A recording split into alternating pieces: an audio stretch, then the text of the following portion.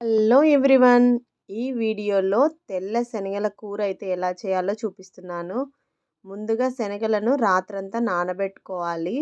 ఇక స్టవ్ పై నేనైతే కుక్కర్లో చేస్తున్నాను. కుక్కర్లో ఆయిల్ వేసుకునేసి ఆనియన్స్ని వేయించుకోవాలి.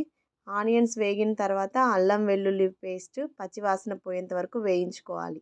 తర్వాత కరివేపాకు, అలాగే సన్నగా తరిగిన టమాటా ముక్కలను వేసి పసుపు వేసి మగ్గనివ్వాలి. ఇవి బాగా మగ్గిన తర్వాత ఇప్పుడు ముందుగా నానబెట్టుకున్న శనగలనైతే అందులో వేసుకొని కారం పొడి, ఉప్పు వేసుకొని బాగా కలుపుకోవాలి. ఇప్పుడు తగినన్ని వాటర్ పోసుకొని కుక్కర్ మూత పెట్టి 2 విజిల్స్ వచ్చేంత వరకు ఉడకనివ్వాలి. ఇలా ఉడికిన తర్వాత మూత తీసేసి ధనియాల పొడి, కొబ్బెర, అలాగే కొత్తిమీర వేసుకొని కలుపుకోవాలి.